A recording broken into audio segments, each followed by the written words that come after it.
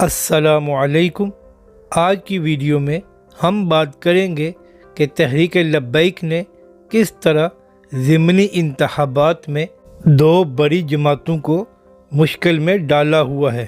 مخالفین نے تو سوچا تھا کہ علامہ خادم حسین رضوی رحمۃ اللہ علیہ کے وصال کے بعد تحریک لبیک کمزور ہو جائے گی، مگر علامہ صاحب کے جنازے نے تحریک لبیک کو ایک نئی زندگی عطا کی ہے، جسے دیکھ کر مخالفین کی نیندیں حرام ہو چکی ہیں۔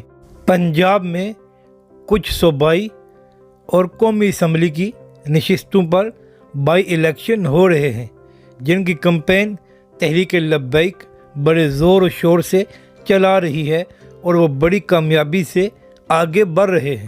اسی کامیاب کمپین کو دیکھ کر ہی اس دن کیپٹن صفدر نے اپنا رونا دھونا شروع کیا تھا کہ یہ لبیک والے کہاں سے آ گئے ہیں۔ جن حلقوں میں ضمنی الیکشن ہو رہے ہیں ان میں ایک ڈسکا NA-75 بھی ہے، جہاں تحریک لبیک کی پوزیشن بہت اچھی ہے۔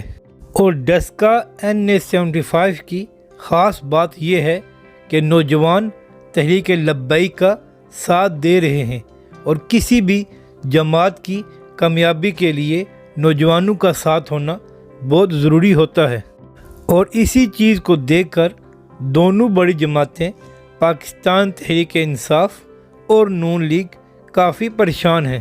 تحریک لبیک کے امیر اور علامہ خادم حسین رضوی کے صاحبزادے حافظ سعد حسین رضوی کو اللہ پاک نے ایک خاص منقع عطا کیا ہے، جس کی وجہ سے وہ جہاں بھی جاتے ہیں لوگ قطار در قطار ان کے استقبال کے لیے کھڑے ہو جاتے ہیں اور اپنی محبتوں کا اظہار کرتے ہیں۔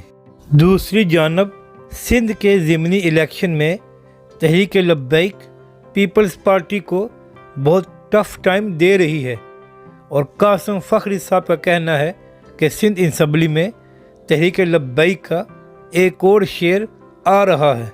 اگر کل ملا کر دیکھا جائے تو تحریک لبیک الیکشن کی سیاست بہت اچھی کر رہی ہے، اور آئندہ آنے والے انتخابات میں مزید بہتر نتائج آئیں گے۔